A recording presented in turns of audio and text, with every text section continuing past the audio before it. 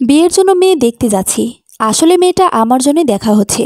4 বছর আগে যখন আমার প্রাক্তন আমাকে ছেড়ে অন্য কারো হাত ধরেছিল, তখন বিয়ে করার ইচ্ছাটাই মরে গিয়েছিল।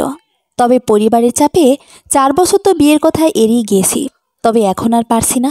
তবে দেখতে গেলেই তো আর বিয়ে হচ্ছে না, এই বলেই সান্ত্বনা দিয়ে তাদের হাসির সাথে মেতে উঠেছি। 3 বছর আগেই পড়াশোনা শেষ করেছি।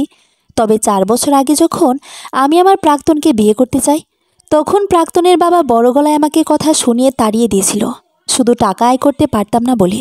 আমরা সমবয়সী ছিলাম, তাই হয়তো এটাই কপালে লেখা ছিল। ওর বিয়ে একটা বড়লোক ছেলের সাথে ঠিক করে। সেদিন রাতেও আমাকে ফোন দেয়। ফোন কানে রেখে প্রায় ঘন্টা তিনেক আমরা কথা বলিনি, শুধু কেঁদেছি।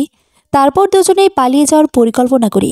সে সময়ে সেটা আবেগ বা মোহ ছিল না, ছিল না কোনো শারীরিক চাহিদা, শুধু ছিল ভালোবাসা। তবে সব ভালোবাসার পূর্ণতা হয় না, কিছু কিছু ভালোবাসা অপূর্ণই থেকে যায়। পালিয়ে যাওয়ার তারিখও ঠিক। ওর কবুল বলে বিয়ে করার ঠিক 1 ঘন্টা আগে আমরা এই শহর ছেড়ে দূরে কোথাও চলে যাব। তবে সেদিন রাত 11টার ট্রেনের টিকিটও কেটে রেখেছিলাম। তিস্তা এক্সপ্রেস ছিল ট্রেনটি। কোথায় নামবো তার নিশ্চয়তা ছিল না। তবে স্বপ্ন ছিল এই রাতও ট্রেনটি নিয়ে। তবে ঘড়ির কাঁটায় 11টায় পৌঁছে যায়। তিস্তা এক্সপ্রেস প্ল্যাটফর্মে চলে আসে, আবার সঠিক সময় প্ল্যাটফর্ম খালি করে। তবুও সে আসেনি। এয়ারপোর্ট থেকে এই ট্রেনটি সর্বশেষ ট্রেন ছিল সেদিনের। সকাল অবধি নির্ঘুমভাবে কাটিয়ে দেই, তবে তার দেখা মেলেনি আর। তবে ফোনে ভিডিও মেসেজ পেয়েছিলাম একটি, যেটা পাওয়ার পর গিয়েছিলাম তার বাড়ি। তবে সেখানে কেউ ছিল না। বাড়ি বিক্রি নাকি অনেক আগেই হয়ে গিয়েছে, আর তারাও নাকি শহর ছেড়ে দিয়েছে। কিছু প্রশ্নের আর উত্তর মেলেনি সেদিন, খুঁজেওনি তাকে আর। আর স্বপ্নগুলো অপূর্ণ রয়ে যদি তার স্বপ্ন পূর্ণতা পায়, তাহলে সেটাই সই। আজও সেই তিস্তা এক্সপ্রেস, সে আগের মতোই কালো অন্ধকার রাত। চুপচুপ করে আপন গতিতে ট্রেন চলছে, আর তার ভেতরেই বসে আছি আমি। নভেম্বরের শেষের দিক, হালকা শীতের আভাসও পাওয়া যায় রাতের গভীরতার সাথে। তবে বাইরের দৃশ্যটা মন জড়িয়ে যাওয়ার মতো। বাইরে তাকিয়ে থাকতে থাকতেই একটা চাদর গায়ে দিয়ে কখন ঘুমিয়ে গেছি বলতে পারি না। তবে চোখ খুলো মানুষের কোলাহলে। চোখ খুলে তাকিয়ে দেখি জামালপুর স্টেশনে ট্রেনটি দাঁড়িয়ে আছে। তখন সময় সকাল 5টা। কতক্ষণ সময়ের জন্য দাঁড়িয়েছে না জেনেই। ট্রেন থেকে নামবো কি নামবো না বুঝে উঠতে পারছিলাম না। তবে যখন জামালপুরে পা রাখবো, তখনই ট্রেনের হুইলসেলটা বেজে উঠে উঠল, আর পিঠে কেউ হাত রাখলো। পিছনে ফিরে দেখি ভাবি। তাকে দেখে শুকনো একটা হাসি দিয়ে ট্রেনের দরজাটা লাগিয়ে দিলাম। তারপর নিজের জায়গায় এসে বসলাম। আমার সাথে ভাইয়া ঘুমাচ্ছে। ভাবি ভাইয়াকে ডেকে তুলে তার সিটে পাঠিয়ে দিল, আর এসে আমার পাশে বসলো। ভাবির কোনো ভাই নেই, বলতে গেলে তার মা ছাড়া আর কেউ নেই। ভাবি আমাকে তার ছোট ভাই ভাবে। আমার যেহেতু বোন নেই, তাই ভাবিকে বোনের থেকে বেশি ভাবি। ভাবি আমার হাতটা ধরে বলল, এখনো ভুলতে পারিসনি অতীত? এই ক্ষতগুলো প্রকাশ্যে না থাকলেও ভেতরে এত পরিমাণ কতটা বুঝতে পারছি। আমি শুকনো হাসি দিয়ে বললাম, থাক না ভাবি, অতীত তুলেই বা কী লাভ? যতটা ভুলে থাকা যায় ততই মঙ্গল। নিজে দিকে একবার খেয়াল কর। তোর মনের অবস্থা জানতে চাইব না, তবে যে সিদ্ধান্ত নিবি সেটাতে যাতে তোর খুশিটাই থাকে। নিজের খুশির জন্যই তো করছি। নিজের মনকে প্রশ্ন করে দেখ, উত্তর তুই আমার থেকেও ভালো জানবি। হয়তো আমাদের খুশির জন্য তুই বিয়ে করার সিদ্ধান্ত নিলি এবং বিয়েও করে নিলি। তবে যেদিন সবার সামনে সবটা প্রকাশ পাবে, সেদিন সবাই কষ্ট পাবে। শুধু সেই মেয়েটা যে তোর জীবনে জড়াবে, বরং আমি, বাবা মা, তোর ভাইয়া, সকলেই। কোনো উত্তর ছিল না আমার কাছে, কারণ আমি এই সিদ্ধান্তে খুশি ছিলামই না। পরিবারের জন্য এত দূর আসা। দেখ, তোর সময় লাগলে তুই নিয়ে নে। তবুও আমাদের খুশির জন্য নিজের খুশিটা বিসর্জন দিস না। অন্যকে খুশি রাখতে গেলে আগে নিজেকে খুশি রাখতে হবে। ভাবির কথায় লজিক আছে বলতে হবে। তবে আমি না ওকে ভুলতে পারছি, না কাউকে আপন করে নিজের জীবনে জড়াতে পারছি। হঠাৎই চলন্ত ট্রেন থেমে যায়, আর আমার ভাবনার অবসান ঘটে। জানালা দিয়ে বাইরে মাথা বের করে দেখি দেওয়ানগঞ্জ বাজার লেখা দেখা যাচ্ছে। তার মানে এটাই আমাদের গন্তব্য। আর তার থেকে বড় কথা, ট্রেনটি আর আগে যাবে না, কারণ এটাই পথের শেষ। হিমেল হাওয়ায় ঠান্ডা লাগছে, তবে স্টেশনে ঘুমানো মানুষদের দেখে সেটাও চলে গিয়েছে। সময়ের অনেকটা আগেই পৌঁছে গিয়েছি। সবাই ব্যাগগুলো আমাকে দিয়ে নাস্তা করতে চলে গেল, কারণ জায়গাটা নতুন, কাউকে বিশ্বাস করা যায় না। তাই পরিপূর্ণভাবে আলো ফুটবার আগে স্টেশন ছাড়া যাবে না। আমি বসে ফোন চাপছিলাম, তখনই একজন গর্ভবতী মহিলা এসে হাত পেতে আমার কাছে। সাহেব, আমার সন্তান পেটে, ভালো মতো কিছু খাইতে পারি না, যদি কিছু দিতেন। আমার নানা সবসময় একটা কথা বলতেন, যদি তোমার কাছে কেউ হাত পাতে তাহলে তাকে ফিরিয়ে দিও না। ওনার হাতে টাকা না থাকলেও উনি কাউকে খালি হাতে ফেরাতেন না। উনি সবসময় টাকা ভাঙতি করে চালের ড্রামে, বয়মের ভেতরে নানা জায়গায় রেখে দিতেন। যখন কেউ এসে চাইতো তখন বের করে দিয়ে দিতেন। তাহলে এখন আমি বা একজন গর্ভবতী মহিলাকে কি করে ফিরিয়ে দিই? যখন 500 টাকার নোটটি বের করে তার হাতে দিব, তখন তার দিকে তাকাতেই নোটটি পড়ে যায়। সেও আমার দিকে বিস্ময় প্রকাশ করে। এতক্ষণ মাথা নিচে দেওয়া আবছা আলোয় চেহারা দেখতে পায়নি, তবে যখন দেখেছে সে সেখান থেকে উল্টো ঘুরে থাকতে থাকে। গর্ভবতী মহিলাকে দেখে আমার রেসপন্দের মাত্রাই বেড়ে যায়, কারণ সে ছিল ছায়া, আমার প্রাক্তন। এভাবে তার সাথে দেখা হবে কল্পনা করিনি, আর তাকে এ অবস্থায় দেখব সেটাও ভাবিনি কখনো। সে চলে যেতে নিলে তার হাতটা ধরে আমি তাকে আটকে ফেলি। মনের মাঝে হাজারো প্রশ্নের ঝড় উঠেছে। এই ঝড় সহজে থামবার নয়। কি হবে এখন বা আগে? তুমি অপরদিকে ঘুরে নিঃশব্দে কাঁদে, তবে একটা কথাও বলে না। আজও চুপ করে থাকবে কেন? আজও কিছু বলবে না? এবার আমার দিকে ফিরে একটা দীর্ঘশ্বাস নিয়ে আমার হাত থেকে তার হাত ছাড়িয়ে বলল, কি বলবো? এখনই কি বলার মতো কিছু রয়েছে? আজও আমার থেকে শুনতে চাও?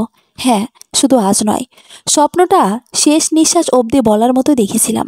তবে কেন? আমার মনে যে প্রশ্নের ঝড় বইছিল সেটা তো বন্ধ হয়ে গিয়েছিল। আজ আবারও সেই ঝড় তুলে কেন পালিয়ে যাচ্ছ? শান্ত গলায় আমার দিকে তাকিয়ে বলে, মাহিন, তোমার প্রশ্নের জবাব আমার কাছে নেই। আর কী বা বলবো আমি? আর কেনই বা তুমি বিশ্বাস করবে? আজ তোমায় বলতে হবে।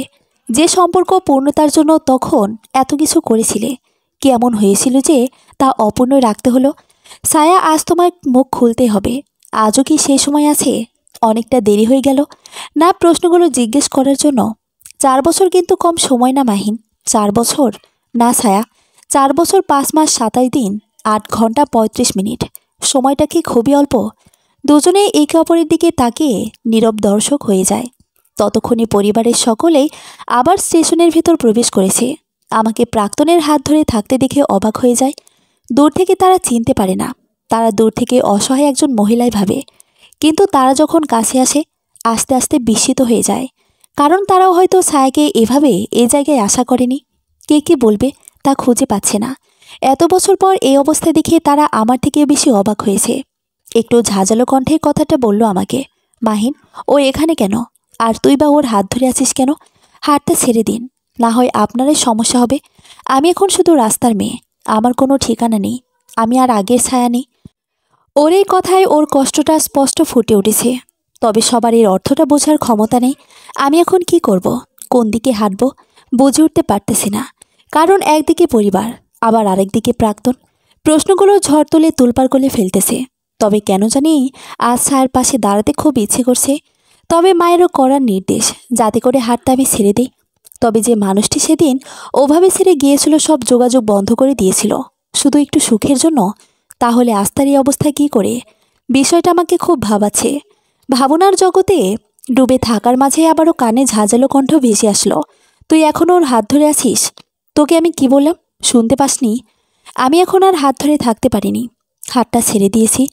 কেনই বা ছাড়লাম তাও অজানা আমার কাছে। জীবনের মোড়গুলো বড়ই অদ্ভুত। যেখানে সবটা শেষ হয়েছিল, আজ সেখান থেকে আবার শুরু হতে যাচ্ছে। তবে সব যেন ঘুলিয়ে যাচ্ছে। একটু রেগেই বলল, বেহায়া মেয়ের মতো এখনও এখানে দাঁড়িয়ে আছিস কেন? যা ভাগ এখান থেকে। আরে, ওকে কি বলছিস? ওদের মতো মেয়েদের লজ্জা শরম আছে নাকি? যদি থাকতো তাহলে এভাবে অসহায় সেজে গুজিয়ে আবার আমার ছেলের কাছে আসতো না। ছায়া চুপচাপ হয়ে সব কথা শুনে যাচ্ছে। আমি যেন কিছু বলতে গিয়েও বলতে পারলাম না। জানি না কেন আমি আজ থেমে গেলাম। কিন্তু ছায়া ঠিকই আমাকে তার পাশে আশা করেছিল। তবে চুপ থাকতে দেখে সে নিরাশ হয়ে গেল। মনে মনে কথাগুলো নিজেকেই বলল, আর হয়তো তুমি আমাকে ভালোবাসো না।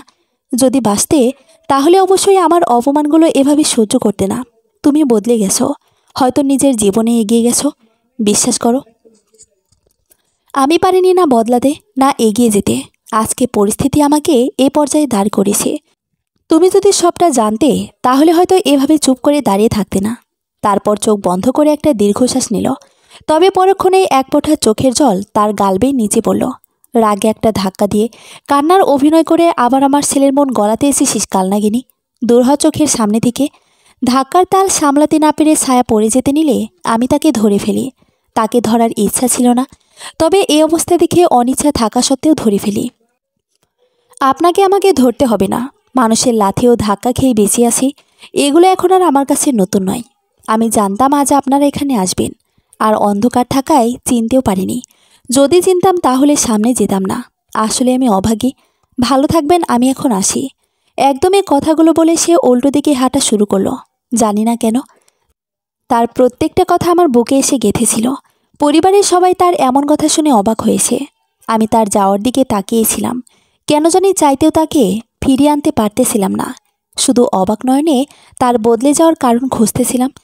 মনে মনে নিজেই তাকে উদ্দেশ্য করে বলতে লাগলাম, জানো প্রিয়, আমি বদলে জানি, এখনও ভালোবাসি। আগের মতো নয়, বরং তার থেকেও বেশি। তোমাকে হারানোর পর পাগল প্রায় ছিলাম। আজও তোমার আমার কাছে ছেড়ে যাওয়ার কারণ খুঁজেই বেড়াই।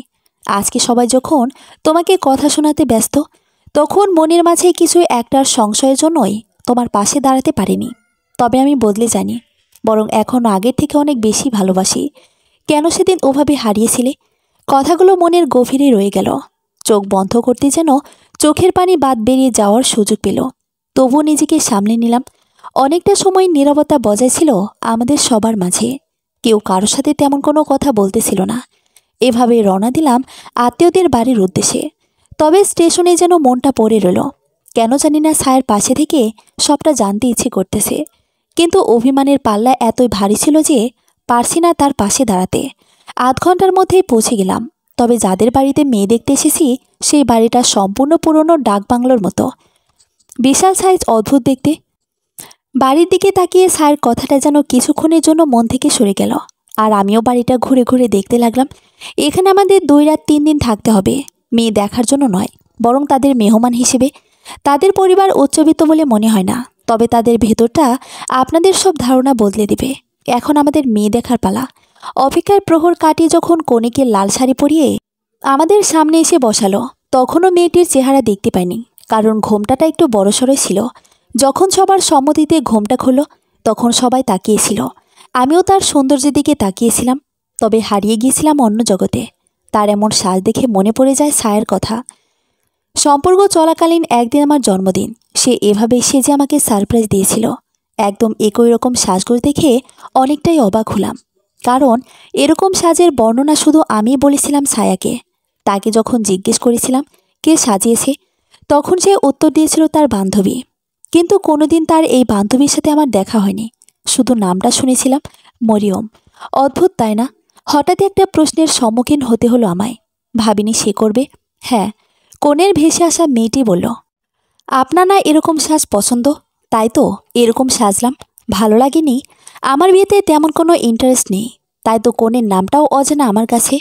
তার প্রশ্নের জবাবে আমি উল্টো প্রশ্ন করলাম। আমার প্রশ্নে পুরো পরিবেশ মহলই বদলে গেল। শান্তভাবে তার দিকে তাকিয়ে, আপনাকে কে সাজিয়েছে? সে কে? কি তার নাম? আমার এমন প্রশ্ন যেন তাদের মাথার ওপর দিয়ে গেল। আর কোণে সাজে থাকা উনি তো একদম বোকা হয়ে গেল। পেছন থেকে হালকা ধমক দিয়ে, কে সাজিয়েছে সেটা বড় কথা, নাকি ওকে কেমন লাগছে সেটা বড়? আমিও সোজাসাপটা উত্তর দিয়ে দিলাম, বর্তমানে আমার কাছে কে সাজিয়েছে এটাই বড় কথা। আপনি বলেন, কে সাজিয়েছে আপনায়? কি নাম তার? আমার এমন উদ্ভট কৌতূহলী আচরণে সবাই যেন বিরক্ত হয়ে গেল। বাড়ির লোক তো ভাবতেই আছে আজ মান সম্মান হয়তো সব শেষ। তবে সব কিছুর ঊর্ধ্বে সেই মেয়েটি আমাকে তার খোঁজ দিল যে তাকে সাজিয়েছে। তার নাম তো বলতে পারিনি, বরং মেয়েটি যে ঘরে আছে সে ঘর দেখিয়ে দিল। আমিও উঠে সেদিকে যাত্রা শুরু করলাম, কারণ মনের মাঝে হাজারো প্রশ্নের তোলপাড় চলছে। লাগছে যেন সব কিছু একটি সূত্রে গাঁথা। পিছনে বাবা মা ভাই ভাবি সবাই ডেকেছে, কিন্তু আমার সেদিকে কোনো খেয়ালই ছিল না। সব কিছু তোয়াক্কা না করে সেই ঘরে নক করে যখন ঘরে প্রবেশ করলাম, ভেতরে গিয়ে আমি অনেকটাই অবাক হয়ে গেলাম, কারণ ভেতরে এমন কিছু দেখতে হবে তা আমার কল্পনাতেও ছিল না। কারণ যে মানুষটার চেহারা আমি কল্পনা এঁকেছি আর যাকে সামনে দেখছি, দুটোর মাঝে আকাশ পাতাল তফাৎ। ঘরের ভেতর 12 কিংবা 13 বছরের একটি মেয়ে রয়েছে। মেয়েটি এটোটা আঁকাআঁকি করতেছিল, তবে আমায় দেখে থেমে গেল। আমাকে দেখে মেয়েটি প্রশ্ন ছুড়ে দিল, আপনি এই ঘরে ভুলে চলে এসেছেন? আমায় দেখে একটু ইতস্ত হলো না, বরং শান্তভাবে বলল, এমনভাবে কথাটা বলল যেন আমি তার পরিচিত কেউ। আমিও নিজেকে শান্ত করে জবাবেই বললাম, তুমি কি আমায় চিনো? আমাকে এভাবে দেখে ভয় বা বিরক্তির ছাপ কেন নেই তোমার চেহারায়? হ্যাঁ চিনি তো, আপনি তো লিলু আন্টিকে দেখতে এসেছেন। তাছাড়া চেহারা নিয়ে কী সব বলছেন বুঝতে পারতেছি না। তার মানে যাকে দেখতে এসেছি তার নাম লিলু? কিন্তু এখন তো এসব জানার বা বোঝার সময় নেই। তাই তাকে প্রশ্ন করলাম, তোমার নামটাই বা কি? তোমার আন্টিকে কে সাজিয়েছে? আমার নাম নিপা। আমি তো সাজিয়েছি আন্টিকে। কেন, দেখতে খারাপ হয়েছে নাকি? নালিশ করতে এসেছেন? কি, তুমি? এরকম করে সাজানো তোমায় কে শিখিয়েছে? আর আমার লাগবে সেটা কি করে জানলে? আমি আমার আম্মুর থেকে শিখেছিলাম যখন ছোট ছিলাম। তবে আপনার ভালো লাগবে সেটা শুধু আন্দাজ করে বলেছিলাম। তোমার আম্মুকে একটু ডাকো, তোমার আম্মুর সাথে কথা বলতে চাই। এ কথাটি বলার পর নিপা একটু চুপচাপ হয়ে গেল। মন খারাপ করে দীর্ঘশ্বাস ফেলে বলল, আমার আম্মু মারা গেছে যখন আমার 7 বছর বয়স। আমি দুঃখিত, আমি আসলে জানতাম না। মন খারাপ করো না, তোমার আম্মু তোমার পাশেই আছে। সেই দূর থেকে তোমার উপর নজর রাখছে। ধমকের সুরে পেছন থেকে বলল, মাহিন, তুই কি শুরু করেছিস বলতো? মান সম্মান কি কিছুই রাখবি না? কে না কে সাজিয়েছে তা দেখার জন্য এরকম একটা মহল থেকে সব ছেড়ে ছুটে চলে এলি। চল এখন আমার সাথে। কিছুই বলতে পারলাম না, কারণ এখানে তো আমি এসেছি লিলুকে দেখতে। পছন্দ হলে হয়তো তার সাথে বিয়েও দিয়ে দিবে। মায়ের একগাদা বকা শুনে তার পিছন পিছন হেঁটে আবারও সেই আগের অবস্থানে চলে আসলাম।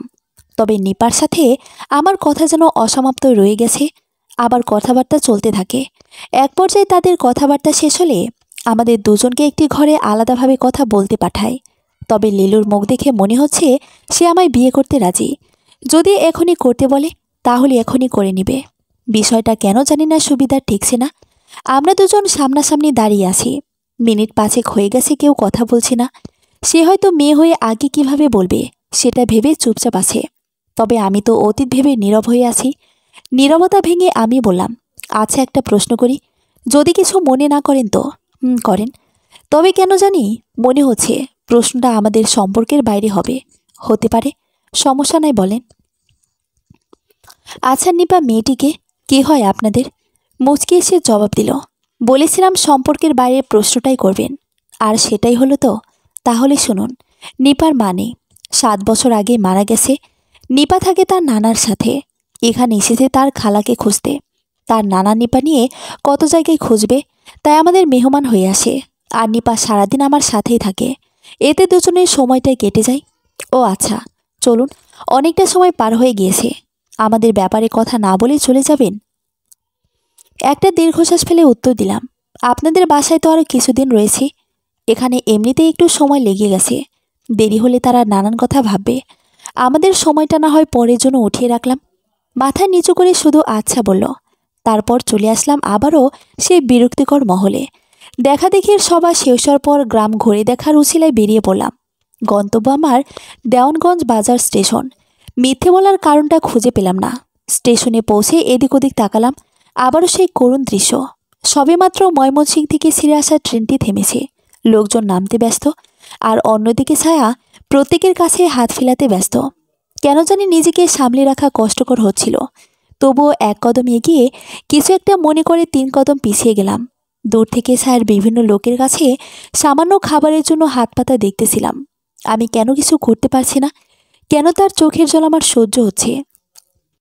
মনের কোনায় কতটুকু পরিমাণ অভিমান জমলে একটা মানুষ আমার মতো পাষাণ হতে পারে? হঠাৎই দেখলাম একটি হোটেলের পিছিয়ে ছিলে। ছেলেটি সেখানে টেবিল মোছা ও গ্লাস ধোয়ার কাজ করতে হয়তো। ছেলেটি এসে ছায়াকে সামান্য কিছু খাবার দিল, আর ছায়া সেটা মনের আনন্দে গ্রহণ করলো। অদ্ভুত নিষ্ঠুর পৃথিবী বাইরে থেকে যতটা সুন্দর, তা ভেতর থেকে ততটাই অসুন্দর। স্টেশনে এত মানুষ, কিন্তু কেউ কারো দিকে তাকিয়ে দেখার একটু সুযোগ নেই। যে যার যার মতো করে এগিয়ে যাচ্ছে। যাই হোক, আমি যে ছায়ার দিকে তাকিয়েছিলাম সেটা একজন বৃদ্ধ চাচা ঠিকই খেয়াল করেছে। যখন তার দোকানের সামনে গিয়ে বসলাম তখন তার দোকান ফাঁকাই ছিল। চাচা আমাকে উদ্দেশ্য করে বলল, কি বাবা, অনেকক্ষণ যাবৎ দেখতেছি তুমি ওই মেয়েটির দিকে এক নজরে রাখছো। কি চাও বলো তো? চাচা, আমি শুধু এটাই জানতে চাই যে মানুষটা এত সুখ শান্তিতে ছিল, তার এমন পরিণতি কেন? আর সেই স্টেশনেই বা কতদিন? এত কিছু জেনে তুমি কি করবে বাবা? মেয়েটির সাথে বাজে কিছু করার চিন্তাভাবনা নাকি?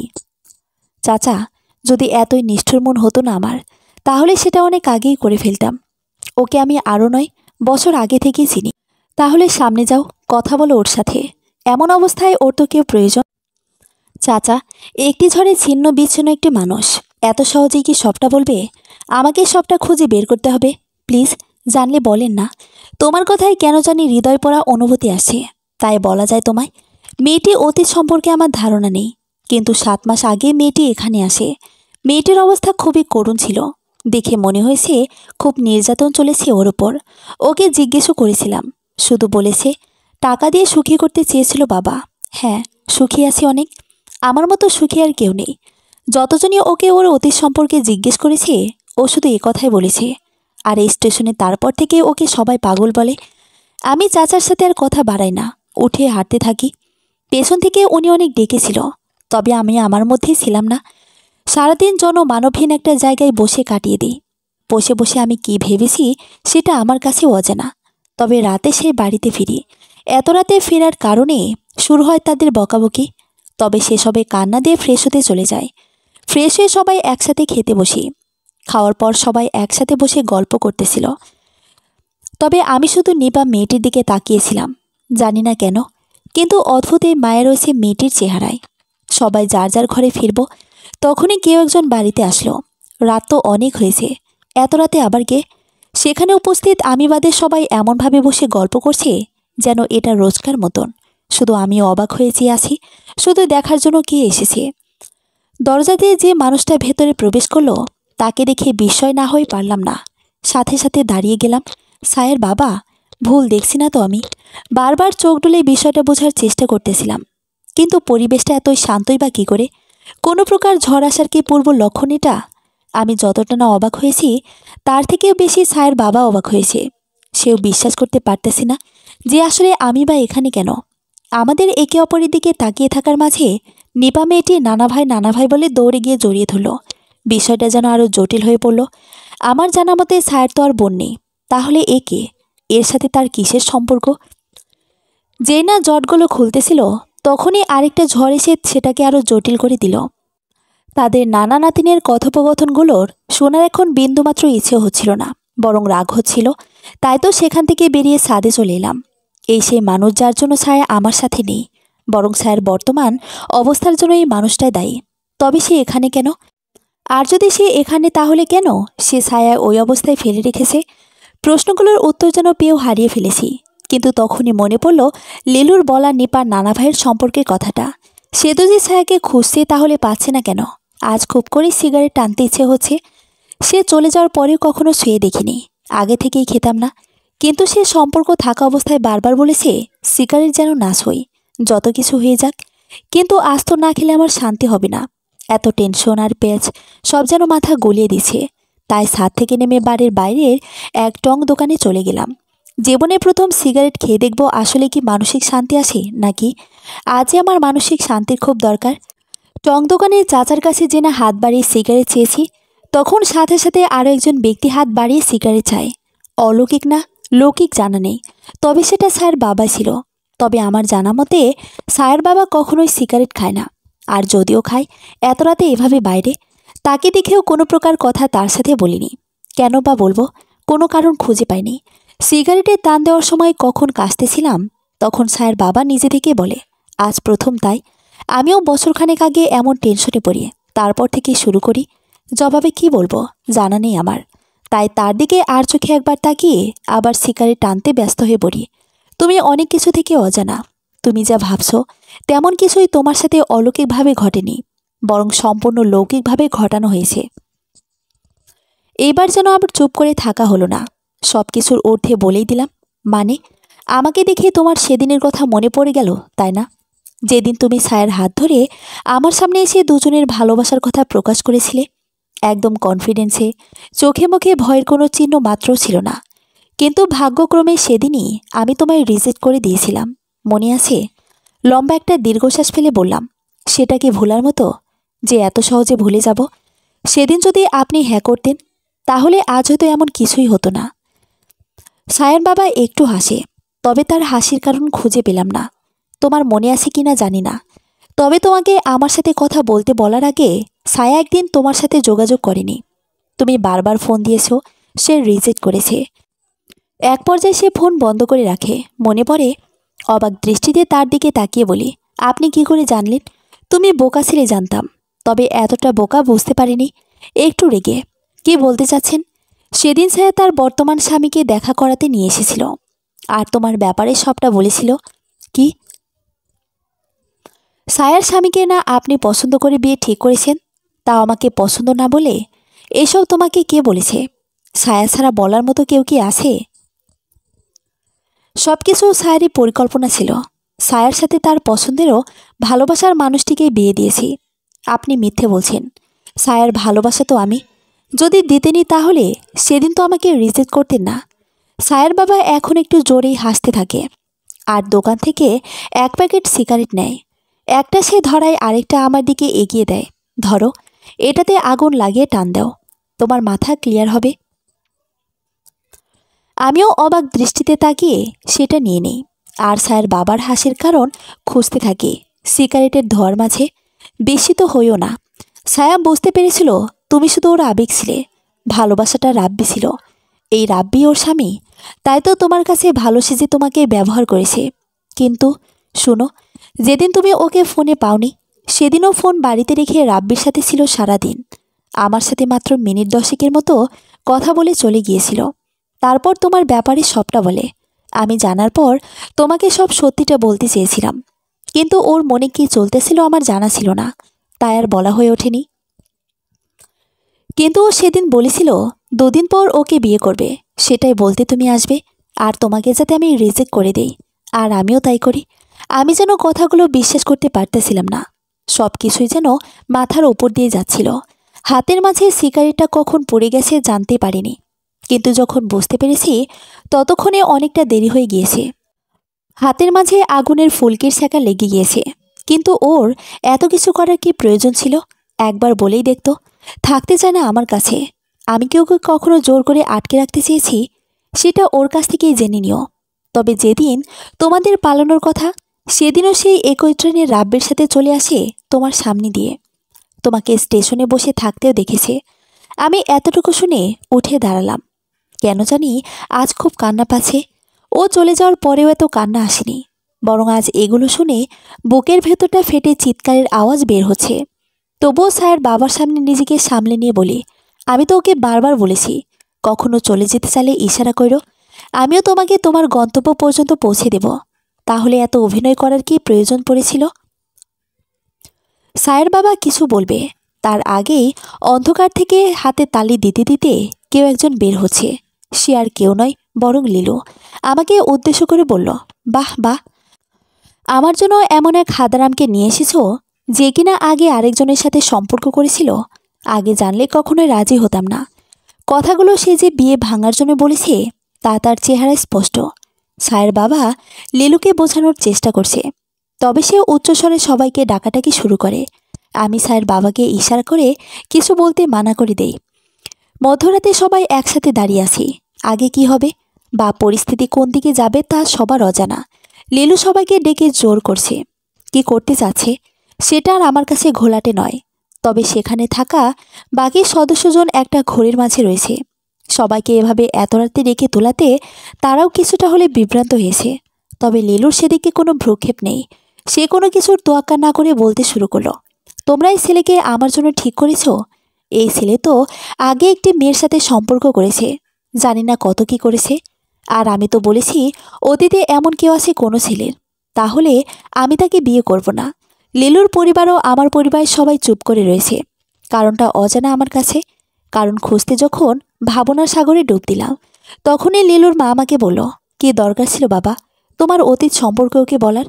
কী সব বলছেন আন্টি? অতীত সম্পর্কে জানার অবশ্যই তার প্রয়োজন আছে। মাঝখানে মা ধমক দিয়ে উঠল, অনেক হয়েছে, থামতো।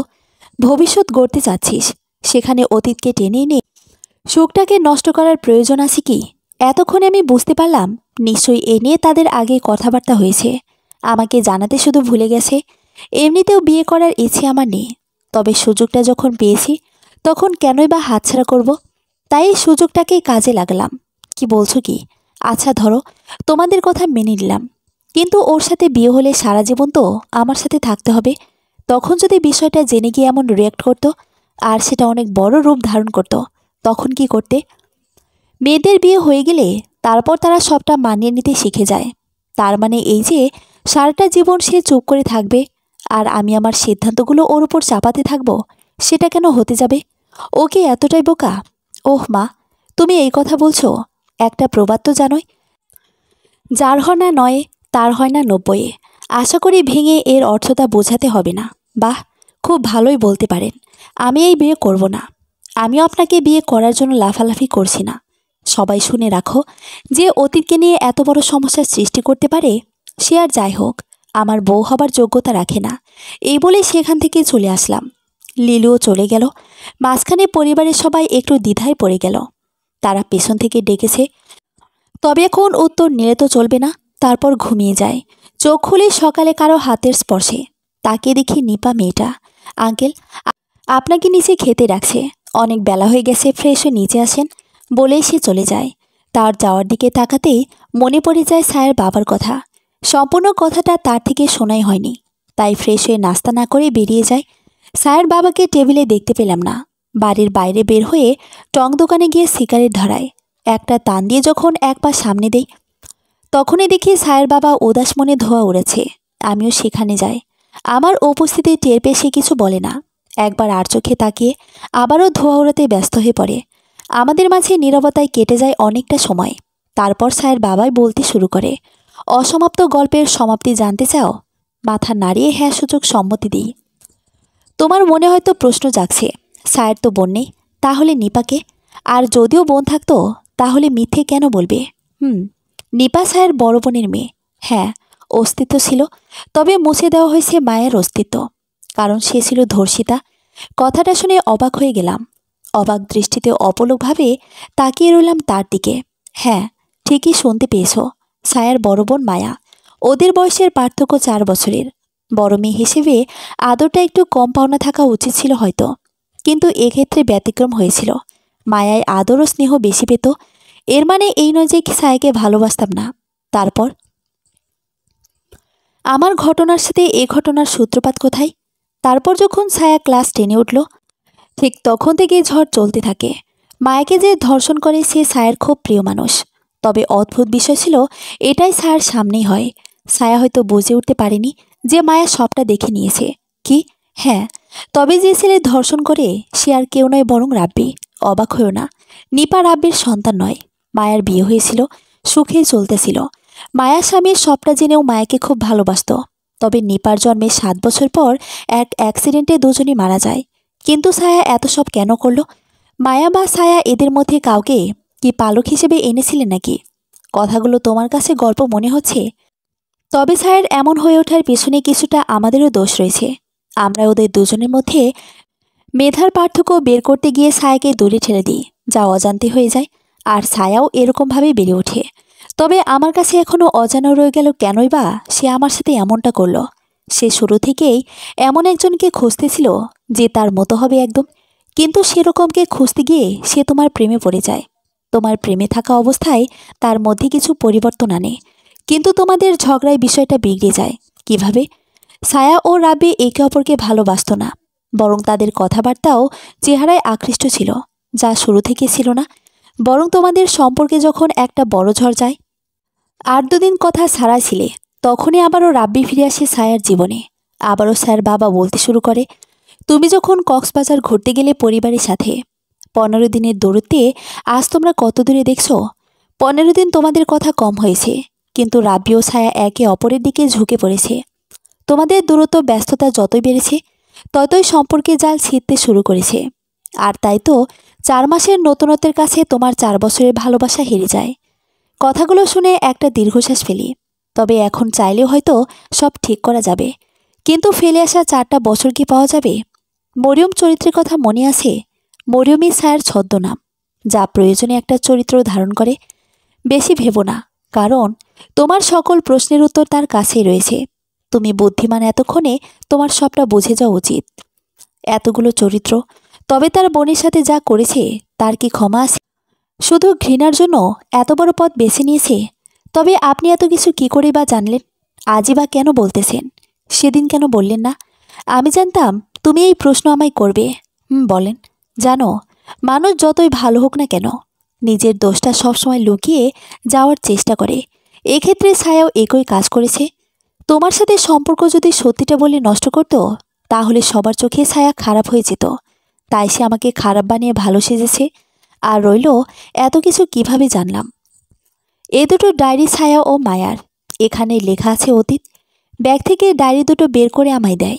আমি জানতাম ছায়া ডায়েরি লিখে, কিন্তু কখনো পড়া হয়নি। আমি ডায়েরি দুটো নিয়ে যাই। ছায়ার বাবার কাছ থেকে যখন বিদায় নিয়ে চলে আসব, তখন তিনি আমায় বললেন, স্টেশনে থাকা অসহায় ছায়ার প্রতি তোমার একটুও মায়া হয় না? ভালো না বাসতে তাহলে কেন দূর থেকেই নজর রেখে চলে আসো? একটু যে কথা বলো, হতে পারে আমাকে না বলা পারা কথাগুলো তোমায় বলবে। আমি তার কথায় অবাক হই না, কারণ আমি ছায়াকে স্টেশনে দেখার সময়ই ছায়ার বাবাকে আশেপাশে দেখেছি। আমি মুচকি এসে বললাম, হৃদয় তো অনেক আগেই ভেঙে গিয়েছে। এখন সময় পাহাড় সমান অভিমানকে চাপা দিয়ে সামনে এগিয়ে যাওয়ার। সেও আমার দিকে তাকিয়ে হাসে। তারপর আমি চলে আসি। তবে আসার সময় পার্কের দিকে নজর যায়। পার্কের লিলু একটি ছেলের সাথে খুব কাছাকাছিভাবে বসে আছে। অনেকটা অবাক হলাম, কারণ যে মেয়ে অতীতের সম্পর্কের জন্য নিজের বিয়ে ভেঙে দেয়, সে এভাবে এমন জায়গায় থাকবে সেটা আশা করিনি। দূরে থেকে বিষয়টা স্পষ্ট বোঝা গেলেও আরও সঠিকভাবে সব বুঝতে তাদের দিকে এগিয়ে গেলাম। মেয়েটি যে নিলেও এতে আর কোনো সন্দেহ নেই, তবে এরকম কাছাকাছি অর্ধ অন্তরঙ্গ অবস্থায় দেখতে হবে সেটা কল্পনায় আসেনি। আমি তাদের কাছে গেলাম। আমাকে দেখে নিজেকে ঠিকঠাক করতে ব্যস্ত হয়ে পড়ে। খুবই রাগ হচ্ছে লিলুর উপর। যদি ওর বয়ফ্রেন্ড ছিল, তাহলে বিয়েতে রাজি হওয়ার নাটক করে কেনই বা রাতে হাঙ্গামা করে বিয়ে ভেঙে দিল? যদি তার জীবনে কেউ ছিল, তাহলে তো নাটকীয়তার কি প্রয়োজন ছিল? নিজেকে সামলে ভাঙা গলায় বলল, আপনি এখানে কেন? আশা করেনি হয়তো। না মানে আসলে হয়েছে। আর তাকে কিছু বলার সুযোগ দেনি। আমি বলতে থাকি, অতীতের সম্পর্কে জেনে সিসি করা মেয়েটার আজই তার বর্তমানের সাথে দেখব কল্পনাই করিনি। কাল রাতে বড় বড় গলায় অনেক কিছুই তো বললেন, তাহলে সেই নেতিবাক্যগুলোই আজ কোথায়? এভাবে রাস্তায় দাঁড়িয়ে কেন ইজ্জত বিলিয়ে দিয়েছেন? লিলু কিছুটা ভয়ার্থক দৃষ্টিতে তাকিয়ে শান্ত গলায় আমার দিকে তাকিয়ে বলে, আপনি বসুন, আমি আপনাকে সবটা বুঝিয়ে বলছি। প্লিজ এখানে ঝামেলা বাঁধিয়ে লোক জড়ো করবেন না, প্লিজ। মেয়েটার করুণ চেহারার কাছে কিছু বলতে গিয়েও বলতে পারিনি। তবে কঠোর স্বরে বলি, কি বলবেন বলেন তাড়াতাড়ি। আপনার হাতে প্রচুর সময় থাকতে পারে, কিন্তু আমার হাতে নেই। লিলু একটা দীর্ঘশ্বাস ছেড়ে বলতে শুরু করে, ওর নাম রিফাত। পড়াশোনা শেষ করেছে 2 বছর হলো, কিন্তু চাকরি পাচ্ছে না, তাই বাসায় জানাতে পারছে না। তাই তো প্রতিবারই কোনো না কোনো উপায়ে সবাইকে না করে দেই। আপনার বেলায় শুধু প্রাক্তনের কথা বলে সব শেষ করিনি, বরং এরকম অনেকের সাথেই করেছি, শুধু সম্পর্ক টিকিয়ে রাখার জন্য। বাহ, খুব ভালো পারেন আপনারা। নিজের করা দোষগুলো অন্যের উপর চাপিয়ে নিজে ভালো সেজে নিজের স্বার্থটা ঠিকই হাসিল করতে পারেন। খুব তো কাল রাতে বললেন, আমি কত কিছু না করেছি প্রাক্তনের সাথে, কিন্তু আমার এই বর্তমান দেখে বুঝতে পেরেছি যে আপনার কাজগুলো আপনি কালকে রাতে প্রকাশ করেছেন, তবে সেগুলো আমার উপর চাপিয়েছেন। প্লিজ আমাকে ক্ষমা করে দিন। এসব বিষয়ে কাউকে কিছু জানিয়েন না দয়া করে।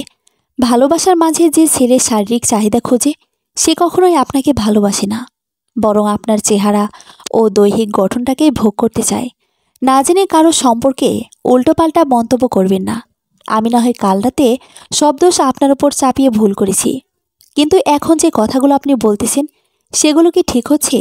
আচ্ছা ঠিক আছে, আমি এতক্ষণ যা বলেছি সবটা ভুল বলেছি, কিন্তু এত মিথ্যাচার দিয়ে সম্পর্ক ঢেকে রেখে কি এগিয়ে যেতে পারবেন? তাহলে কি করব? এখন তো কেউই আমাদের মেনে নেবে না। কিন্তু একবারও কি চেষ্টা করেছেন? চেষ্টা না করে হার মেনে নিয়েছেন। নিজেকে হারিয়ে শুধু মিথ্যাচার সৃষ্টি করেছেন না, বরং আপনার সাথে জড়িয়ে থাকা প্রত্যেকটা মানুষের মন ভেঙে দিচ্ছেন। তাহলে এখন উপায়? আপনারা বিয়ে করেন, বাকিটা আমি আপনাদের বাড়িতে সামলে নেব। বিয়ে না করলে হয়তো এখন কাউকেই মানাতে পারবেন না, কিন্তু এটা কি ঝটপট সম্ভব? একজন উকিল দরকার, সাথে সার্টিফিকেট, সময় তো লেগেই যাবে। আজ শনিবার, কাল দুপুর 10টায় আপনার ওনাকে নিয়ে এখানেই তৈরি থাকবেন। আপনাদের রেজিস্ট্রি, বিয়ে কিভাবে দিতে হয় সেটা আমি ব্যবস্থা করে দেব। কথাটা শোনার পর অনেকটাই খুশি হয়েছে লিলু। সে খুশি হয়ে প্রায় আমাকে জড়িয়ে নিতে চেয়েছিল, কিন্তু কোনো এক দ্বিধায় আটকে গেছে। তারপর তাদের বিয়ের প্রয়োজনীয় কিছু কথা বলে স্টেশনের উদ্দেশ্যে রওনা দেয়। অদ্ভুত কি হাসি মেয়েটার, কিন্তু আফসোস, কাল ছেলেটা আসবে না, বরং ছেলেটা সম্পূর্ণ যোগাযোগই বন্ধ করে দিবে। কাল তার মুখে হাসির বদলে এক বুক কষ্ট ও নিরাশা থাকবে। আবেগ প্রবণতা থেকে কঠিন বাস্তবতাকে মেনে নিয়ে কষ্টটাকেও সাদরে গ্রহণ করা যায়। ছেলেটা যে লিলুকে না, বরং তার রূপ ও যৌবনকে ভালোবাসে, সেটা তার অশ্লীল চাহনিতেই প্রকাশ পায়। কিন্তু লিলু এখন মায়া নামক আবেগের ছলে রয়েছে। চাইতেও সে এগুলো দেখতে পাবে না। তাই বাস্তব পথে হাঁটিয়ে কঠিন বাস্তবতার সম্মুখীন করে দেব। স্টেশনে চলে এসেছি। আজ ছায়াকে অদ্ভুত ও অশান্ত লাগছে। তার পেটে চাপ ধরে কোকড়াছে। হয়তো তার ব্যথা শুরু হয়ে গিয়েছে, কিন্তু এখানে কেউ তাকে হাসপাতাল অবধি পৌঁছে দেবে না। তার এরকম কষ্টটা কয়েকজন ভিডিও করবে, তারপর সামাজিক মাধ্যমে বড় ক্যাপশন দিয়ে লিখবে, ইস, সাহায্য করার মতো কেউ নেই। অদ্ভুত না? অদ্ভুত হলেও এটাই বাস্তবতা। চাইলেও কেউ করতে চায় না, কারণ কারো কাপড় ময়লা হয়ে যাওয়ার ভয়, কারো শরীরে দুর্গন্ধ লেগে যাওয়ার ভয়। কেউ তো এই ময়লাওয়ালা মানুষকে ঘৃণাই করে। তাই তো কেউ আগ বাড়িয়ে যায় না। আমি তাকে উঠিয়ে নিয়ে হাসপাতালে রওনা দিলাম। আমাদের স্বপ্নের মতোই তার প্রসব ব্যথা উঠেছে। তাকে আমি হাসপাতালে নিয়ে যাচ্ছি, আর সে আমার হাতটা শক্ত করে ধরে রেখেছে। আজও স্বপ্নের ব্যতিক্রম হয়নি, বরং সেটাই হয়েছে যেটা একদিন বটগাছের নিচে বসে দুজন কল্পনায় গেঁথেছিলাম। তবে আজ বাচ্চাটা অন্য কারো, আর সেই মানুষটাও অন্যের স্ত্রী। হাসপাতালের সঠিক সময়ে পৌঁছে গেলেও বিপত্তি হয় তখন, যখন তারা হাসপাতালে ছায়াকে ভর্তি করতে অস্বীকার করে। কারণ জানতে চাইলে বলে, অপন অপরিষ্কার ও ফকির মিসকিনদের হাসপাতালে ভর্তি করলে নাকি হাসপাতালের পরিবেশ নষ্ট হবে, আর হাসপাতালের রেপুটেশন নাকি খারাপ হবে। অদ্ভুত এমন কথা শুনে রাগ যে কারো উঠবে। তবে জানি আমি এলাকার নই, তাই রাগ দেখালে সমস্যার সমাধানের জায়গায় উল্টো আরও বিগড়ে যাবে। তাই তাদের ভালোভাবে বোঝানোর চেষ্টা করি। তাদের এটাই বলি, কোনো অসহায় মহিলা বা পুরুষকে হাসপাতাল কর্তৃপক্ষ সাহায্য করলে পরিবেশ ও রেপুটেশন কিছুই নষ্ট হবে না, বরং পরিবেশটা সুন্দর হবে আর রেপুটেশন বৃদ্ধি পাবে। আর হাসপাতালের কর্মীদের দায়িত্ব হচ্ছে রোগীদের সেবা করা, তাদের দূরে ঠেলে দেওয়া নয়। এমন কথার মাঝেও তারা তাদের কথায় অটুট হয়ে রয়ে গেল। সোজা আঙ্গুল যখন কাজ হয় না, তখন আঙ্গুল বাঁকাতে হয়, আর আঙ্গুল না বাঁকালে বাঙালি সোজা হয় না। আমি আমার বন্ধু যে পুলিশ কমিশনার, তাকে ফোন দিই। তার আপন মামাই হচ্ছে আইনমন্ত্রী, তাই বিষয়টা আমার জন্য শুরু থেকে সহজ হবে।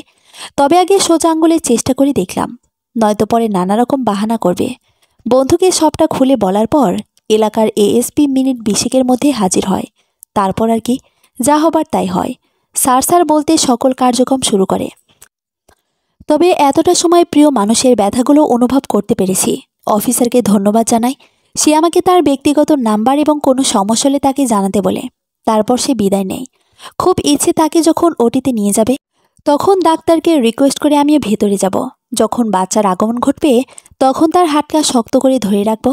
এসব ভাবনার মাঝে নার্স এসে বলে, এবি পজিটিভ, রক্তের প্রয়োজন, তাও 4 ব্যাগ রক্তের প্রয়োজন। হাসপাতালের ব্যাংকে 2 ব্যাগ রয়েছে, তবে এখন আরও 2 ব্যাগ প্রয়োজন। আমিও কোনো না কোনো উপায়ে সামাজিক যোগাযোগ মাধ্যম থেকে একজনকে পেলাম, যে কিনা রক্ত দিতে চায় স্বইচ্ছায়। রক্তের উৎস তো পেয়ে গেলাম, এখন শুধু অপেক্ষার পালা। বসে বসে ভাবতেছিলাম ছায়ের বাবার কাছে খবরটা পৌঁছাবো কিনা, কিন্তু ইতিমধ্যে সেও এসে হাজির হয়। অবাক হওয়ার কিছু নেই, কারণ যে এত কিছু জানে অবশ্যই সে নজরটা বসিয়ে রেখে গিয়েছিল। আবারও একজন নার্স আসে আমার কাছে। নার্স এসে আমাকে বলে ভেতরে যাওয়ার জন্য। আমি অবাক না হয়ে পারলাম না, কারণ সচরাচর বাইরের কোনো লোক অপারেশন থিয়েটারে অ্যালাও নয়। আমি প্রশ্নটা তাকে না জিজ্ঞেস করে পারলাম না, আমি কেন? অপারেশন থিয়েটারে তো কোনো লোক আপনারা ঢোকার অনুমতি দেন না। রোগী নিজে থেকে আপনাকে নিতে বলেছে, তা না হলে সে অপারেশন শুরু করতে দিতেছে না।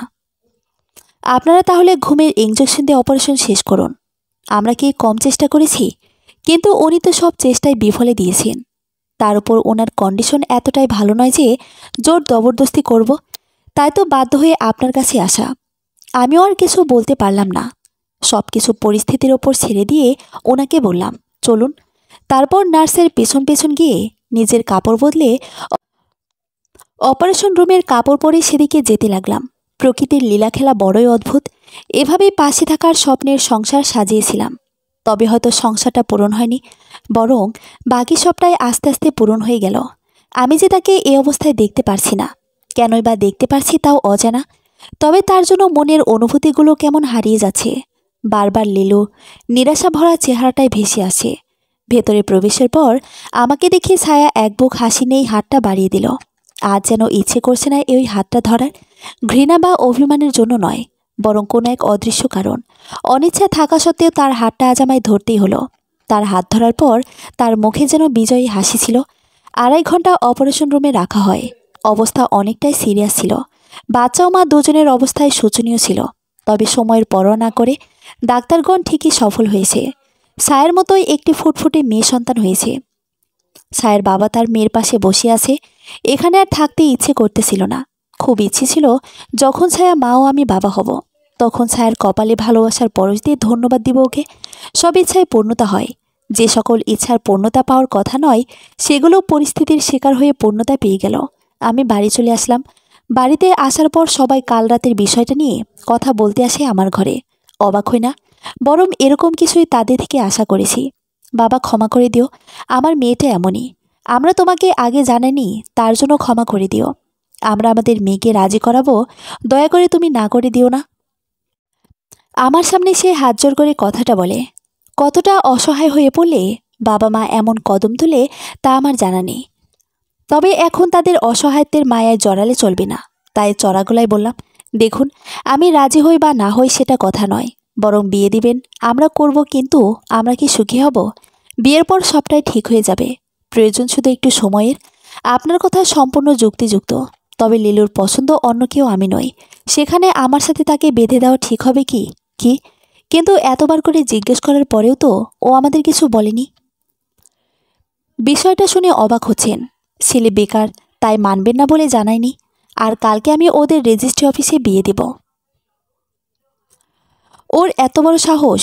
ও না জানিয়েই একটা বেকার ছেলেকে বিয়ে করবে? আজকে সব কিছুর হিসাব ওকে থেকে নিতেই হবে। এটা তো মানা যায় না। যে মেয়ে অতীতে কেউ আছে বলে এত বিয়ে ভেঙে দিল, আজ তারই সত্যিটা এভাবে সামনে এলো।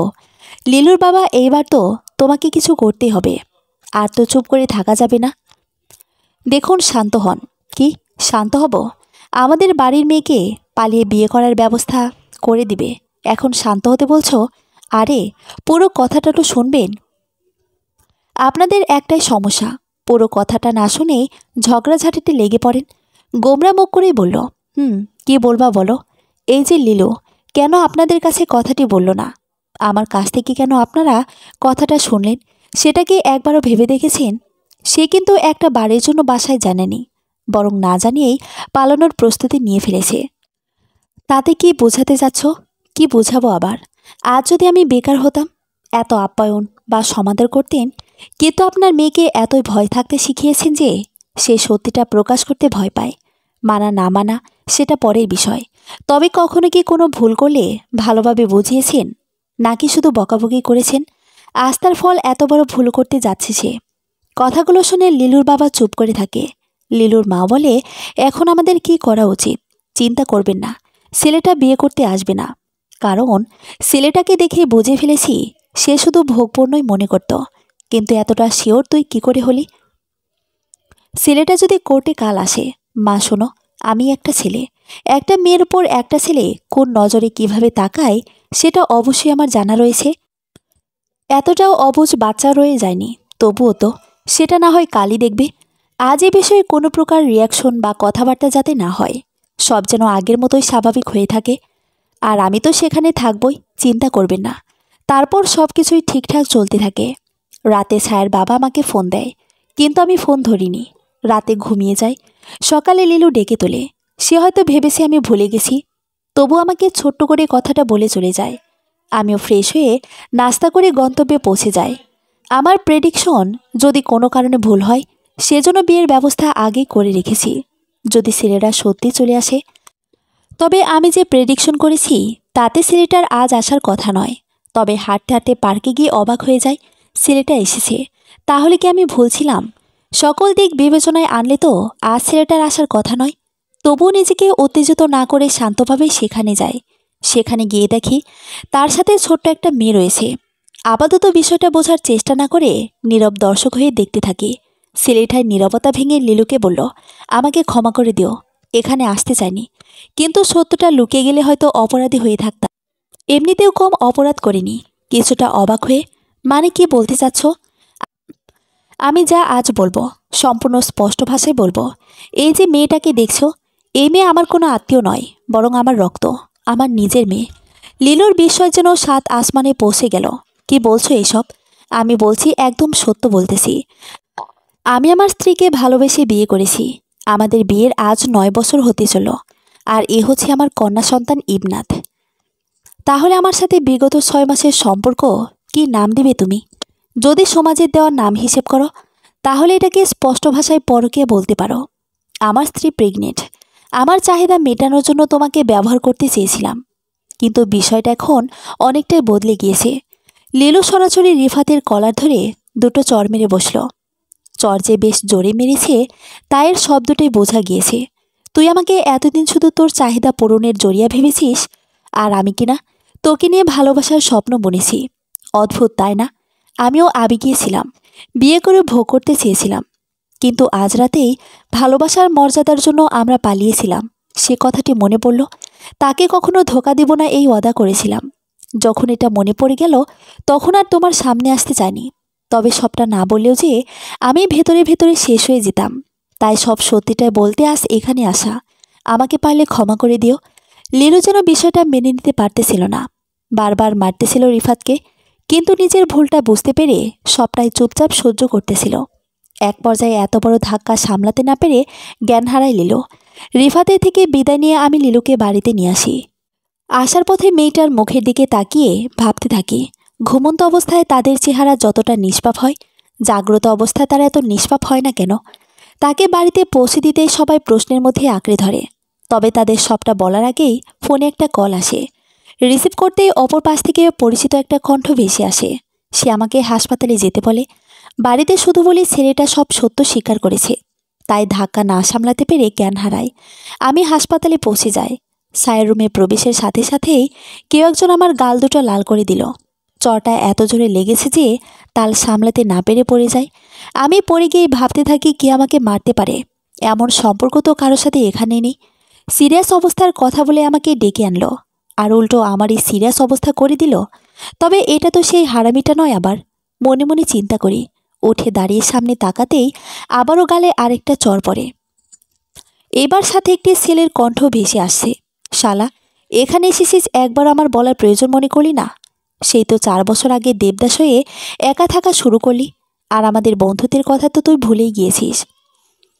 কথাটা শোনা মাত্রই বুঝে গেলাম এ আর কেউ নয়, বরং রাকিব। কারণ এভাবে চর শুধু আমাকে ওই মারত। আর যেহেতু বন্ধুত্বের কথা, তাহলে শতভাগ নিশ্চিত এখন ছায়া ছেড়ে যাওয়ার পর নিজেকে একা থাকতে শিখিয়েছি। একা একাই ছিলাম, যদিও এমনটা না হলে পারত, কিন্তু নিজের জেদের কাছে নিজের মন সেদিন হার মেনেছিল। মারছিস ভালো কথা, তবে এত জোরে মারার কি আছে? ওরের বাবুটা ব্যথা পাইছে, আসো একটু আদর করে দেই বলেই আরও একটা বসিয়ে দিল। আমি যতটা অন্যায় করেছি তার কাছে এই আঘাতগুলো হয়তো অল্পই, কারণ রাকিবও আমি ছোটবেলা থেকেই একসাথে বড় হয়েছি। আর সেই আমি শুধু নিজেকে কষ্ট দিতে গিয়ে সাথে আরও অনেককে কষ্ট দিয়েছি। তাই তো আজ দাঁড়িয়ে দাঁড়িয়ে মারটা সহ্য করছি। বিয়ে করলি, বাচ্চার বাবাও হয়ে গেলি, জানালি না? ভাগ্যিস আমার নেটওয়ার্ক এখানে ছিল, না হলে কিছুই জানতে পারতাম না। এক মিনিট বিয়ে করেছি, আমার বাচ্চাও হয়েছে, মজা নিচ্ছিস? ও মা, মজা নেওয়ার কি আছে? ছায়া তোর বউ না? ছায়ার সন্তান তোর সন্তান না? ও, এখন নিজে আবারও সব লোকাতে যাচ্ছিস? দাঁড়া, কে বলল ছায়া আমার বউ? দেখ তো এই ডাক্তারকে চিনতে পারিস কিনা? সেখানে উপস্থিত একজন মেয়ে ডাক্তারকে দেখিয়ে বলল, তার চোখগুলো আমার কাছে খুবই পরিচিত, কিন্তু মনে করতে পারতেছি না। কিছুক্ষণ ভেবে তারপর জবাব দিলাম, কে রে? তোর কোনো আত্মীয় নাকি? ভাইয়া দেখছিস, বলছিলাম না আমার কথা ওনার মনে নেই। তুই না বাজি ধরেছিলি, এখন আমার টাকা দে। করুণও অবাক হয়ে আমার দিকে তাকিয়ে, তুই সত্যি চিনতে পারতেছিস না? কেন জানি না তার আওয়াজটা আমার পরিচিত লাগছে, তাও যেন মনে করতে পারতেছি না। খুবই কাছের একজন ছিল হয়তো। হঠাৎই মনে পড়ে যায়, মুখে হাসি অজান্তেই ফুটে ওঠে, আর অস্পষ্টভাবে নামটা উচ্চারণ হয়ে যায়, মোমো। নামটা বলার সাথে সাথেই মোমোর মুখে একটা হাসি ফুটে, আর বাজি জেতার খুশিতে রাকিব উড়াধুরা নাচতে থাকে। তবে মুহূর্তেই মোমো ছায়ার দিকে তাকিয়ে হতাশ হয়ে যায়। আরে মোমো, প্রথম দিন থেকেই তোমার চোখগুলো চেনা চেনা লাগতেছিল, তবে ছোটবেলার সেই মোমো এত সুন্দর ও স্মার্ট হয়ে গেছে কখনো কল্পনাতেই আসেনি। হ্যাঁ, আর কতদিন কি বলবেন, আমি তো প্রথম দিনই চিনেছিলাম, তবে দেখতে চাইছিলাম আমার কথা আপনার মনে আছে কিনা। বাই দ্য ওয়ে, কনগ্রেচুলেশনস আপনার কন্যা সন্তানের জন্য। মোমো ও রাকিব, আমরা বাইরে গিয়ে কথা বলতে পারি? বাইরে কোথায় নীরব পরিবেশে? চলেন আমার কেবিনে বসে কথা বলি। সব কথার মাঝেও একজোড়া চোখ অবাক দৃষ্টিতে তাকিয়েছিল। তার মনে কিছু প্রশ্নের ঢেউ চলছে, সেও কিছু বলতে চাচ্ছে হয়তো। তবে সেদিকে খেয়াল না করে রাকিব ও মোমোর সাথে কথা বলতে চলে গেলাম। কেবিনে যাওয়ার পর কি বলবেন, যার জন্য নীরব পরিবেশ প্রয়োজন, আপনি এতটাই পর করে দিলে এখন। যাই হোক, সময়ের সাথে মানুষ পরিবর্তন হয় শুনেছিলাম, আজ দেখেও নিলাম। তাহলে তুমি রাকিবকে বলেছো আমার কথা, আর এই বিয়ে বাচ্চার কথা? যা সত্যি ততটুকু তো বলেছি। কোনো ভুল বলেছি কি? না, তুমি ভুল বলনি, সবই সঠিক বলেছ। তবে সেটা শুধু স্বপ্নে আঁকা সত্যিটা। বাস্তব হলো সে এখন অন্য কারো স্ত্রী ও সন্তানের মা। মানে কি বলতে চাচ্ছিস? তাহলে তুই ওকে নিয়ে আসলি, সব কিছু ব্যবস্থা করে দিলি? এসব অদ্ভুত। একটা মানুষ একটা মানুষের সাহায্য করতে পারে না? আমিও সেটাই করেছি মনে কর। শোন, সে চলে যাওয়ার পর থেকে একা ছিলাম, আর এখানে আমার জন্য পাত্রী দেখতে আসে। সেখানে স্টেশনে তার সাথে দেখা, তার স্বামীর সাথে হয়তো থাকে না কোনো সমস্যার কারণে। তারপর সবটাই খুলে বললাম ওদের। বড়ই অদ্ভুত, তবে রহস্য থেকেও যেন আবার নেই, সেটাই। তবুও ওর সাথে তোর একবার হলেও সরাসরি কথা বলা দরকার। দেখ ওর মুখ থেকে সত্যটা কতটুকু জানা যায়। শোন, তোর মুখে তোর জীবনের কোনো গল্প বললে তুই নায়ক আর ভিলেন তোর প্রাক্তন। আবার সে একই গল্প তার কাছে শুনতে চাইলে তুই ভিলেন, সে নায়িকা। তাই তোর ওর কথাগুলো শুনতে হবে। শুনবো, কিন্তু ওর অবস্থাটা একটু ভালো হোক তারপর। তাছাড়া আজ রাতে ওর মুখের কথাগুলো জানবো, যখন ওর বাবা চলে যাবে, সেটাই ভালো। তবে ভুলটা আমারও ছিল, না জেনেই যা চোখে দেখেছি সেটাই বলেছি। আসলে যা দেখা যায় তা সবসময় হয় না। সমস্যা নেই, তোমার সাথে তো আজ প্রায় 12 বছর বা 14 বছর পর দেখা হলো। তোমার জীবন সম্পর্কে জানবো, চিন্তা করো না। তবে তোমার স্বামী কথা তো কিছুই বললে না। আমার কথাটা শুনে সে হাসতে লাগলো। তার এই অদ্ভুত হাসি দেখে মোটেও অবাক হয়নি, কারণ এখনও সেই আগের মতোই হাসতে জানে। সেটা দেখে বিস্মিত হয়েছি। আমি এখনো বিয়ে করিনি, কারো অপেক্ষায় আছি। রাকিব ভাইয়ের কি খবর? ও মা, তোমরা এতদিন যোগাযোগ করেছ, আর এটা জানো না? ও তো আমার খালাতো বোন ইশরাতের উপর লাইন মারছে, শীঘ্রই বিয়ের প্রস্তাব দিবে শুনলাম। আপনা আর কিছু বলতে দেয়নি ওকে। আমি বললাম, আর একবার আপনি বললে আর কথাই বলবো না, উঠে চলে যাব এখান থেকে। ওকে বাবা, সরি সরি, আর বলবো না। কিন্তু তোমার বোনের সাথে লাইন মারে জেনেও চুপ থাকার কারণ? দেখো, ও আমার বন্ধু। ওরা যখন একে অপরের প্রতি দুর্বল হতে থাকে, তখনও ইশরাতের সাথে যোগাযোগ বন্ধ করে দেয়, কারণ ইশরাত আমার বোন। আর ও জানে বিষয়টা এগিয়ে নিয়ে গেলে হয়তো বন্ধুত্ব নষ্ট হবে। ও যদি খারাপ হতো তাহলে এতদিন হাত পা ভেঙে দিতাম। সেটাও কথা। তারপর পুরাতন সবার সাথে অনেকক্ষণই আড্ডা দেয়। দিতে দিতে বিকেল হয়ে যায়। ছায়া মোটামুটি সুস্থ, তাই আমি ওর সাথে কথা বলার সিদ্ধান্ত নেই। আর মোমোর সাথে মোমোদের বাসায় যায় রাকিব। আমি ছায়ের কাছে যাওয়ার জন্য হাঁটতে থাকি। মোমো ও রাকিব দুজনেই আমার ছোটবেলার বন্ধু। যদিও মোমো আমাদের বয়স ও ক্লাসের দিক থেকে ছোট ছিল, তবে আমাদের তিনজনের আন্ডারস্ট্যান্ডিং খুব ভালো ছিল। ষষ্ঠ শ্রেণীতে থাকার সময়ই মোমোর বাবার চাকরির জন্য ওরা চলে যায়। মোমো রাকিবের সাথে যোগাযোগ করার জন্য নাম্বার নিয়ে গিয়েছিল, আমারটাও ছিল। তবে ভার্সিটিতে উঠে ছায়ার সাথে পরিচয় সম্পর্ক শুরুর পরই সবই যেন আমি বন্ধ করে দিয়েছিলাম। তাই হয়তো মোমো আমাকে আর খুঁজে পায়নি। আর আজ এত বছর পর দেখা, কতটাই না পরিবর্তন হয়ে গেছে। ভাবতে ভাবতে ছায়ার কেবিনে এসে যায়। ছায়া ওর সন্তানের মাথায় হাত বুলিয়ে দিতেছে। সুন্দর লাগছে দুজনকেই। বাইরে থেকেই নক করে বলি, আসবো? তোমার আসতে আবার অনুমতি নেওয়ার কি আছে? তুমি অন্যের স্ত্রী, তার উপর একজন মেয়ে মানুষ। আমি পুরুষ হয়ে তোমার কাছে সরাসরি এভাবে চলে আসতে পারি না। ও দেখো, আমার মেয়েটা কত সুন্দর হয়েছে। আমি তো ভেবেছিলাম ওর মুখ দেখতেই পারবো না। এখানে আমি কিছু প্রশ্নের উত্তর জানতে এসেছি তোমার কাছ থেকে। কথাটা শুনে দুজনেই নীরব হয়ে যায়। নীরবতা ভেঙে সে আগে বলল, হয়তো যা শুনতে চাচ্ছি তাই বলবে। শরীরে অদ্ভুত এক শিহরণ জেগে গেল। কেন জানি সব সত্য হওয়ার ভয়টাই হচ্ছে। তবুও নিজেকে শক্ত করলাম। আরও বলতে শুরু করলো, ক্ষমা করে দিও। তোমাকে ঠকাতে চাইনি, আবার হারাতেও চাইনি। কিন্তু প্রকৃতির কি লীলা খেলা, তোমাকে হারিয়েছি আবার ঠকিয়েছি। রাব্বির সাথে হঠাৎই পরিচয় হয়। পরিচয় হওয়ার ধরনটাও অদ্ভুত ছিল। তবে আমার মনে তার জন্য অন্য কিছুই ছিল না। আমাদের সম্পর্কে এটি ঘটার 4 মাস আগেই তার সাথে আমার পরিচয়। এতটুকু বলে দীর্ঘশ্বাস ফেলল। আমিও অবাক হয়ে তাকিয়ে আছি তার দিকে, আর অস্পষ্টভাবে উচ্চারণ করি, তারপর সে আমাদের এলাকার এক ফ্লেক্সিলোর দোকানদারের বন্ধু। সে দোকানদার আবার আমার ভাই হয়, সেটা তো তুমি জানতেই। সেখান থেকে সালাম ও কথাবার্তার ফর্মালিটিস থেকেই আস্তে আস্তে পরিচয়। তারপর তোমার সাথে আমার ঝগড়া হলে আমার খুব মন খারাপ থাকতো। তখন উনি আমাকে সাহস ও মনে জোর দিতেন। আস্তে আস্তে তার দিকে আকৃষ্ট হতে থাকি। আমি একটা দীর্ঘশ্বাস ফেলে বলি, তারপর তুমি যখন ওনাকে নিয়ে আমাকে সন্দেহ করতে এবং ঝগড়া করতে, তখন তোমার ওপর খুব রাগ হতো। সবসময় মনে হতো তুমি আমায় বিশ্বাস করতে পারো না। তারপর সব কিছুই আমি ওনার সাথে আলোচনা ও নিজের কষ্টটা বোঝানোর চেষ্টা করি। উনি খুব সহজেই তখন বুঝে যায়। আর তোমার বিরুদ্ধে যতটা বললে আমি তোমাকে অবিশ্বাস করব, সেও ঠিক ততটাই বলে। এবার আর কিছুই বলি না, নীরব হয়ে তার দিকে তাকিয়ে থাকি। তোমার থেকে দূরে আমি একা ছিলাম, যদিও যোগাযোগ হতো, তবুও একাকিত্ব আমার পিছু ছাড়তো না। তার সাথে পরিচয় আমার কষ্টগুলো সহজে বুঝে আমার প্রতি তার বিশ্বাস দেখে তার সকল কথাই আমি বিশ্বাস করতে থাকি আর তোমার থেকে দূরে যেতে থাকি। অতীতের ঘরে যে কখন চোখের জল চলে এসেছে তা খেয়ালই করিনি। নিজেকে সামলে নিয়ে জিজ্ঞেস করলাম, তারপর? আমার একাকিত্ব যেন রাব্বি দূর করে দিতেছিল। যতই দিন যাচ্ছিল তার প্রতিটা কাজ আমার ভালো লাগতে শুরু করে, আর তোমার প্রতিটা কথায় আমার রাগ হতে থাকে। আমি রাব্বির গার্লফ্রেন্ডের সাথে ওর ব্রেকআপ করিয়ে আমি সম্পর্কে জড়িয়ে যাই। নিজের অজান্তেই হয়, কোনো কিছুই নিজের অজান্তে হয় না, বরং স্বার্থই টেনে আনি সব কিছু। হতে পারে সম্পর্কে জড়িয়ে যাওয়ার এখন আমার দুই দিক থেকে যে কোনো একদিকে যেতে হবে, হয় তুমি, না হয় রাব্বি। তুমি তো আমাকে বিয়ের কথা বলেছিলে, তাহলে এসব কেন হলো? আমি জানি আমার মিথ্যা নাটকে সবার চোখে খারাপ হয়ে যায়, তাই আমি রাব্বির দিকটাই বেছে নিই। নিজের স্বার্থ ও সবার চোখে নিজেকে ভালো রাখতে তোমার সাথে পালানোর নাটক করি। কিন্তু সেদিন আমি স্টেশনে যাইনি তোমার সাথে, বরং গিয়েছিলাম রাব্বির সাথে। উঠে দাঁড়িয়ে পড়ি। আর হয়তো সহ্য করার ক্ষমতা আমার হচ্ছিল না। দাঁড়াও, এখনও কোথায় যাচ্ছ? যা জানার ছিল তা তো জেনেই নিয়েছি। আরও বা জেনে কি করব?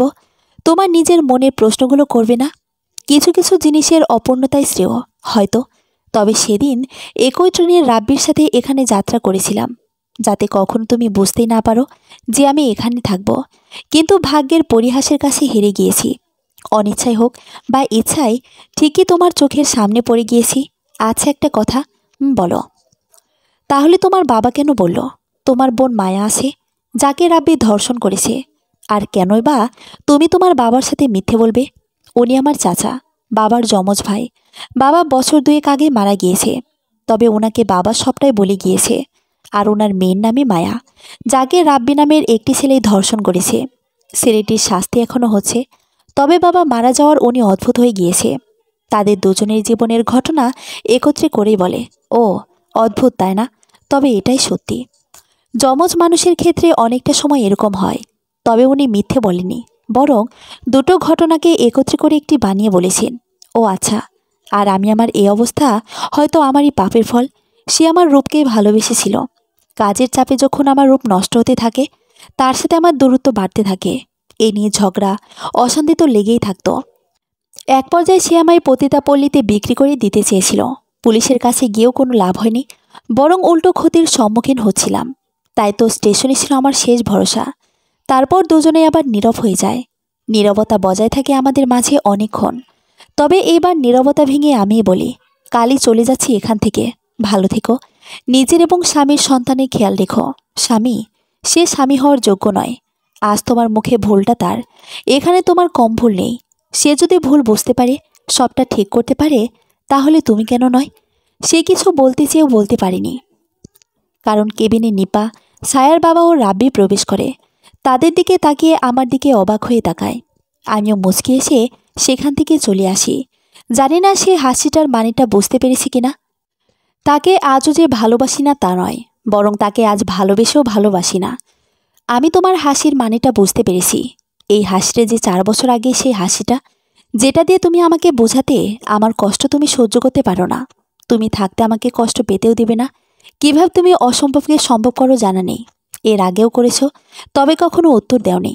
তাই আজ আর জিজ্ঞেস করলাম না। তুমিও ভালো থেকো প্রিয়, বলতে চেয়েছিলাম তোমায়, তবে বলতে পারলাম না। কথাগুলো মনের গহীনে বলেই এক ফোঁটা চোখের জল ফেলল। যখন বাড়িতে ফিরি, সবটা যেন আগের মতো হয়ে যাচ্ছে।